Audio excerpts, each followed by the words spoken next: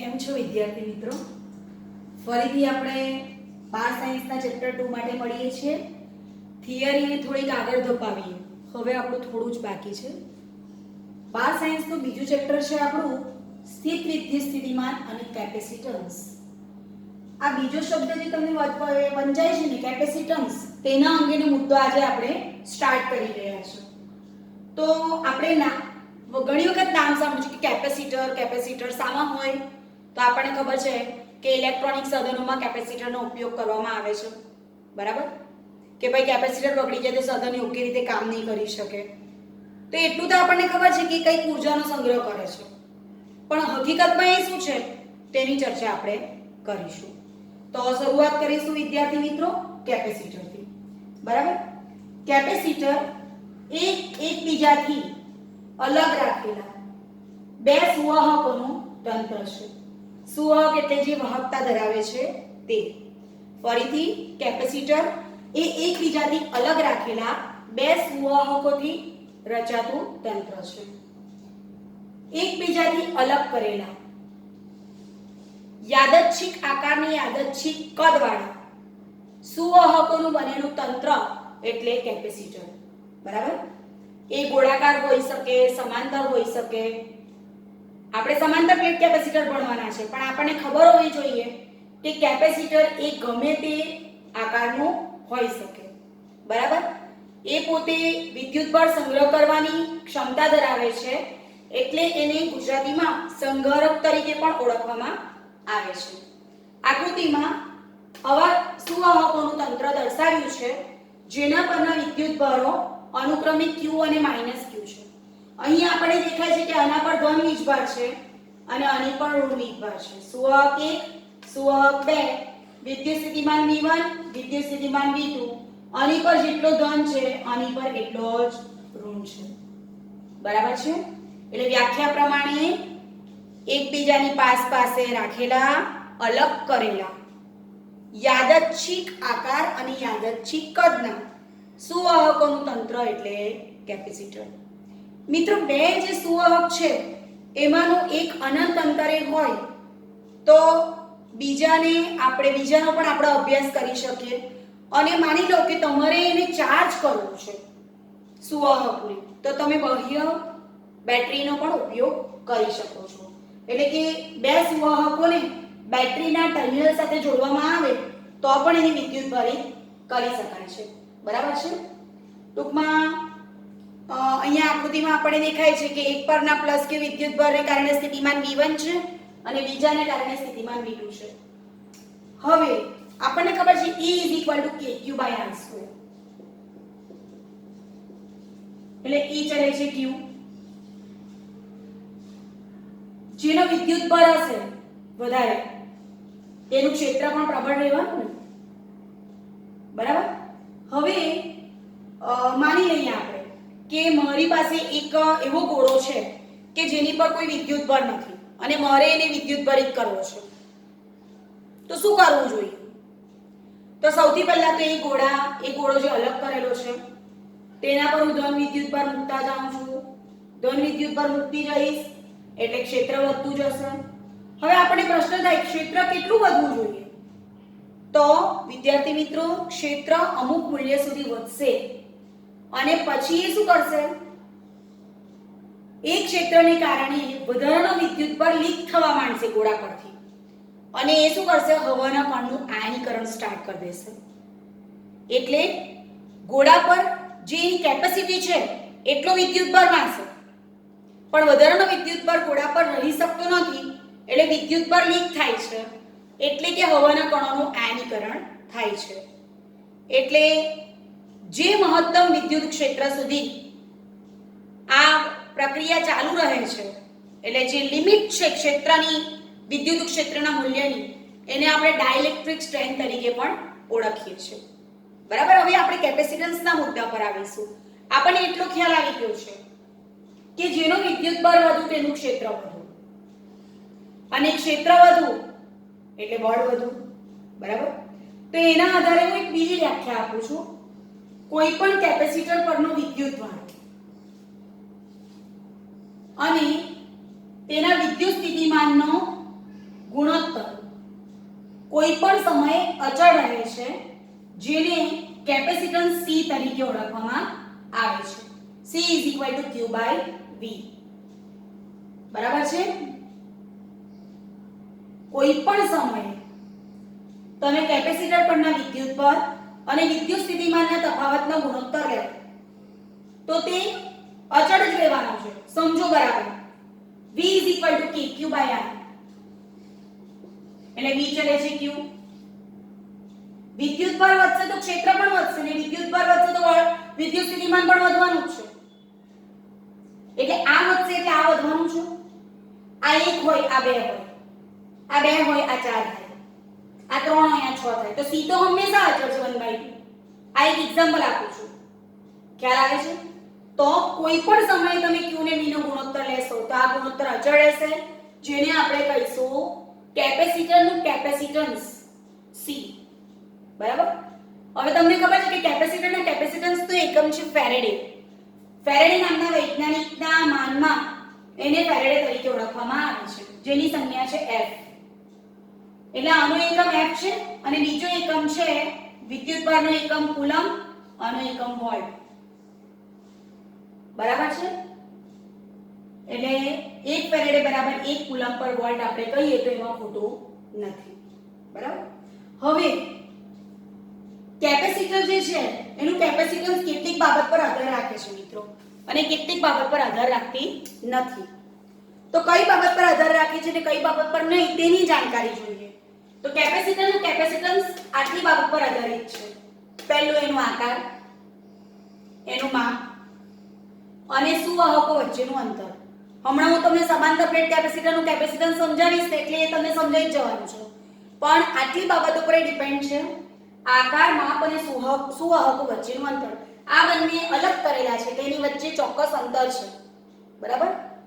યાદચ્છિક કદ લઈ શકો છો, યાદચ્છિક આકાર લઈ શકો છો, પણ છે તો ખરી ને એની કંઈક એનું માપ. તો એ માપ અને સુવાહકના વચ્ચેના અંતર પર આધાર રાખે છે.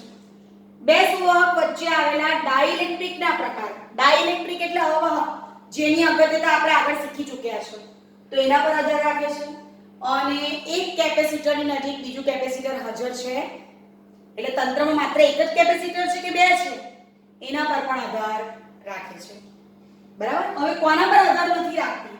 તો સુવાહકોના દ્રવ્યના પ્રકાર. સુવાહક શાનું બનેલું છે તેની પર આધાર રાખતી નથી. અને બીજું સુવાહકો પર રહેલા દ્રવ્યનો જથ્થો એની પર પણ આધાર રાખતો નથી. બરાબર. હવે કેપેસિટર જ્યારે આપણે દાખલા ગણીએ કે ઓબ્જેક્ટિવ ગણીએ કે થિયરી ભણીએ તો યાદ રાખવાનું કે કેપેસિટર હંમેશા માઇક્રોફેરેડે, પિકોફેરેડે, બરાબર, આ બધા એકમમાં જ રહે છે. તો માઇક્રો 10⁻⁶, પિકો 10⁻12 એટલે સૂક્ષ્મ ક્રમમાં જ આપણે કેપેસિટન્સના મૂલ્ય જોઈ શકીએ છીએ. બરાબર. હવે પારિમાણિક સૂત્રની જરાક ચર્ચા કરી લઈએ. હું આના પરથી જઈ C = Q/V અને બેઝિકલી આપણે જે શીખ્યા છે આગળ 11માં તેના આધારે હું જઈશ એ તમને વધારે ક્લિયર થશે. C = Q/V યાદ કરી લઈએ. ચેપ્ટર 2 માં જ આપણે શીખી ગયા છીએ. V = W/Q. તો V = W/Q એટલે Q ઉપર ગયું. હવે પારિમાણિક સૂત્ર જ્યારે આપે ને જેમાં વીજભાર હોય તો રકમના કૌંસમાં ખાસ વાંચવાનું. ઘણીવાર એવું આપતા હોય છે કે વિદ્યુતભારને Q તરીકે લો તો એકલું Q જ મૂકવાનું, પણ એવું કંઈ નહીં આપેલું હોય તો Q = IT એટલે આ થશે IT² એટલે A2T2 અને ઊર્જા તો આપણે જાણીએ જ છે m1 L2 T - 2 m-1 L-2 T⁻2 - 2 T4 અને A2. આ કેપેસિટન્સનું પારિમાણિક સૂત્ર થઈ ગયું. બરાબર. m-1 L-2 T4 અને A2. હવે વ્યવહારમાં ઘણી બધી સંજ્ઞાઓ આપણે જોઈ શકીએ છીએ જેમાંની બે સંજ્ઞાઓ તમને સમજાવું છું. કેપેસિટર ની સંજ્ઞા આ પ્રકારની છે. બરાબર. અને બીજું એક કેપેસિટર આ પ્રકારનું છે. આ છે ચલ કેપેસિટર છે જેના કેપેસિટન્સનું મૂલ્ય બદલાય છે, જેને વેરીએબલ કહીશું આપણે. અને આ અચળ કેપેસિટર છે. દાખલામાં આપણે આનો મોટે ભાગે ઉપયોગ કરીએ છીએ. ઘણી વખત શું થાય છે કે વિદ્યાર્થી મિત્રો આ બે સંજ્ઞામાં અટવાય છે. તો આ બેટરીની સંજ્ઞા છે, બેટરી એલિમિનેટર પ્લસ માઈનસ. જ્યારે અહીંયા બે પ્લેટ છે, એક પર પ્લસ વિદ્યુતભાર છે અને બીજા પર માઈનસ વિદ્યુતભાર છે. બરાબર છે. તો આ વેરીએબલ છે અને આ ફિક્સ છે, એટલે અચળ કેપેસિટર અને ચલ કેપેસિટર તરીકે આપણે ઓળખીશું. હવે આપણે સમાંતર પ્લેટ કેપેસિટરની ચર્ચા કરીશું, જેની આકૃતિ મેં અહીં દોરેલી છે.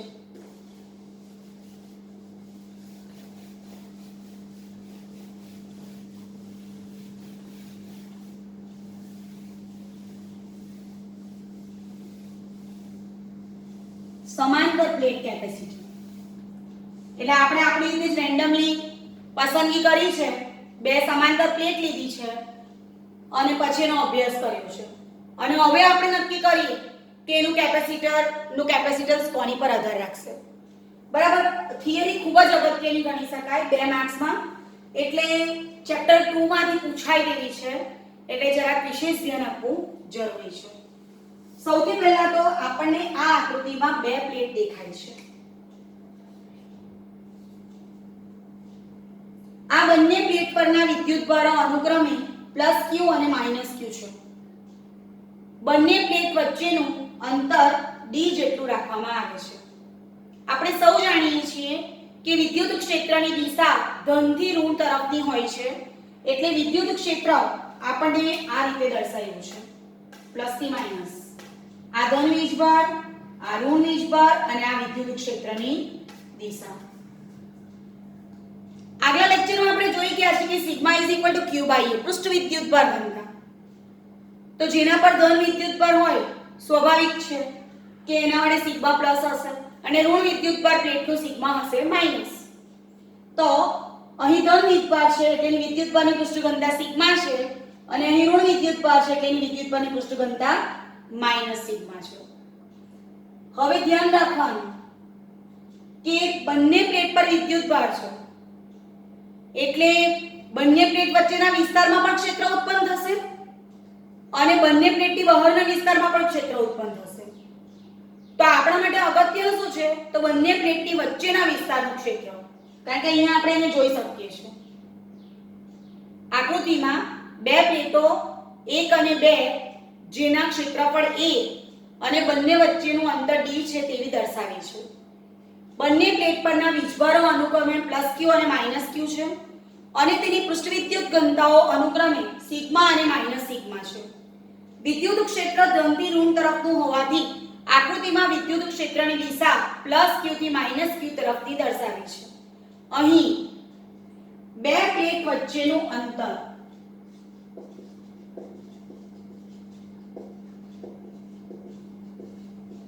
તેમના પરિમાણની સરખામણીમાં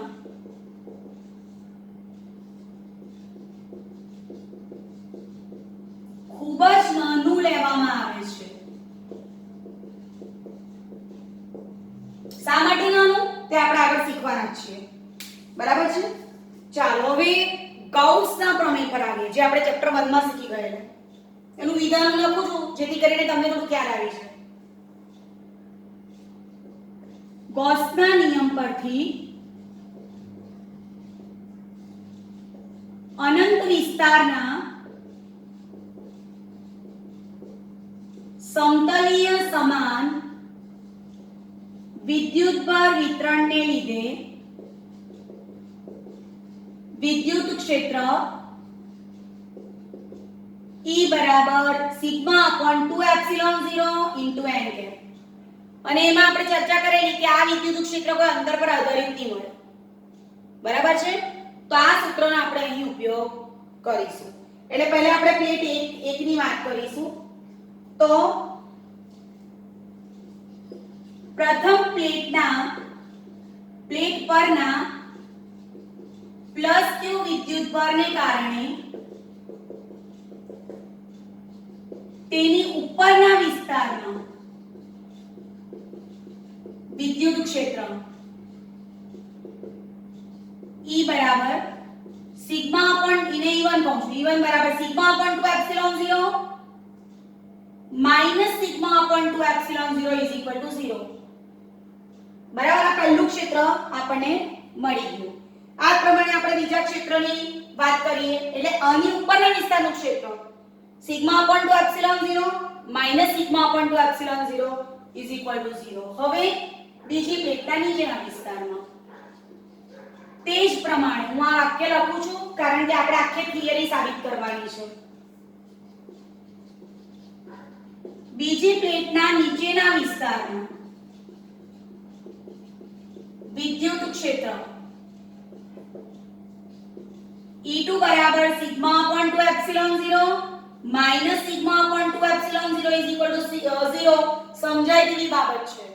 હવે ખાસ અગત્યની વસ્તુ બંને પ્લેટ પરના વિદ્યુત ભારોને કારણે બંનેના વચ્ચેના વિસ્તારમાં પરિણામી વિદ્યુત ક્ષેત્ર એટલે જો આને કારણે વચ્ચે ને આને કારણે વચ્ચે E બરાબર sigma upon two epsilon 0 plus sigma upon two epsilon 0 is equal to 2 epsilon 0 sigma upon two epsilon 0 plus sigma upon two epsilon 0 આને કારણે અને આને કારણે is equal to 2 sigma upon two epsilon 0 is equal to sigma upon epsilon 0. એટલે વિદ્યાર્થી મિત્રો આ મળી ગયું E બરાબર સિગ્મા અપોન એપ્સિલોન 0. એપ્સિલોન 0 ને આપણે આમ લખીએ અથવા આમ લખીએ બરાબર. હવે sigma is equal to q by E તમે જાણો છો. અહીંયા કૌંસમાં લખીશ કારણ કે સિગ્મા બરાબર q by E. V is equal to ED. V is equal to ED આપણે ક્યાંથી લાવ્યા તો આપણે dV is equal to dr મેળવેલું જ છે આ ચેપ્ટરમાં. તો V is equal to ED. આમાં હું E નું સૂત્ર મૂકું છું q upon a epsilon 0 into d. હવે મિત્રો આ q ને હું છેદમાં લઈ લઉં છું. v અપોન q બરાબર d અપોન a એપ્સિલોન 0. હમણાં જ આપણે શીખ્યા ને c is equal to q by v. તો એનું ઊંધું શું થાય v by q is equal to 1 upon c. તો આપણી પાસે જુઓ અહીંયા v બાય q છે 1 અપોન c બરાબર d અપોન a એપ્સિલોન 0. અને ઊંધું કરો c is equal to a epsilon 0 upon d. ખૂબ જ અગત્યનું કહી શકાય તેવું સમીકરણ છે. શું કર્યું આપણે અને ઉપરના વિસ્તારનું ક્ષેત્ર 0 અને નીચેના વિસ્તારનું ક્ષેત્ર 0 બંનેના મધ્યભાગનું ક્ષેત્ર ખૂબ જ અગત્યનું. આને કારણે વચ્ચે સિગ્મા અપોન ટુ એપ્સિલોન 0 આને કારણે વચ્ચે સિગ્મા અપોન ટુ એપ્સિલોન 0 બંનેનું પરિણામી sigma upon two epsilon 0 plus sigma upon two epsilon 0 is equal to 2 sigma upon two epsilon 0 is equal to sigma upon epsilon 0. એમાં સિગ્મા પૃષ્ઠ વિદ્યુત ઘનતા sigma is equal to q by E મૂકી દીધું બરાબર. એ કારણ લખેલું છે. આપણે જાણીએ છીએ કે v is equal to ED chapter 2 માં સ્ટાર્ટિંગમાં જોઈ ગયેલા dv is equal two E dot dr એના પરથી એમાં E નું સૂત્ર મૂક્યું q upon a epsilon 0 into d. પછી આ q ને આપણે છેદમાં લઈ ગયા કારણ કે v અને q દ્વારા આપણને 1 અપોન c મળે એમ છે. અને આપણે તારવવું શું છે સમાંતર પ્લેટ કેપેસિટરના કેપેસિટન્સનું સૂત્ર. તો v by q is equal to 1 upon c. 1 upon c બરાબર d upon a epsilon 0 c is equal to a epsilon 0 upon d. હવે હું એક સૂત્ર ખાલી લખીશ.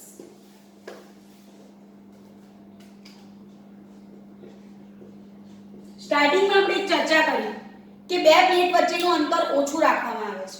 તમે જરાક જુઓ તો બે પ્લેટ વચ્ચેનું અંતર ઓછું રાખીએ તો કેપેસિટન્સ વધે બરાબર. અને પરિમાણ વધુ હોય કેપેસિટન્સ વધે. વાક્ય સમજો બે પ્લેટ વચ્ચેનું અંતર તેમના પરિમાણની સરખામણીમાં નાનું લેવામાં આવે છે એટલે પરિમાણ મોટું તો c વધ્યું અંતર નાનું તો પણ c વધ્યું. ટૂંકમાં તમારે કેપેસિટન્સ જો મોટું જોઈતું હોય તો મોટા પરિમાણ વાળું અને બંને વચ્ચે ઓછા અંતર વાળી પરિસ્થિતિને પસંદ કરશો તો સારું કેપેસિટન્સ મેળવી શકશો.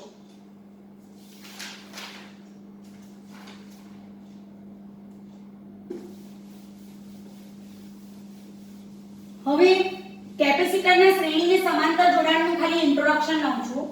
કેપેસિટરના શ્રેણીને સમાંતર જોડાણ, જેથી કરીને નેક્સ્ટ લેક્ચરમાં આપણે એની સમજૂતી વિસ્તૃતમાં આપી શકીએ. ઘણી વખત વ્યવહારમાં એવું બનતું હોય છે કે આપણી પાસે કેપેસિટર હોય અલગ ને આપણે જોઈતા કોઈ બીજા જ મૂલ્યના હોય, એટલે આપણે જોઈતા મૂલ્યના કેપેસિટર આપણી પાસે ઉપલબ્ધ હોતા નથી. તો તેવા સંજોગોમાં આપણે યોગ્ય મૂલ્યવાળા કેપેસિટરના શ્રેણી અને સમાંતર જોડાણ કરી અને જોઈતા મૂલ્ય મેળવી શકીએ છીએ. એટલે પરિસ્થિતિ પ્રમાણે કેપેસિટરના મૂલ્ય મેળવવા માટે આપણે એના શ્રેણી અને સમાંતર જોડાણ વિચારવા પડે છે, જે આપણે આગલા લેક્ચરમાં જોઈશું. વિદ્યાર્થી મિત્રો, આ તમામ ક્વેશ્ચન્સ આપણે લખતા રહીશું, રાઇટિંગ પ્રેક્ટિસ કરતા રહીશું, તો આપણા પરિણામમાં ફેરફાર થશે. આભાર.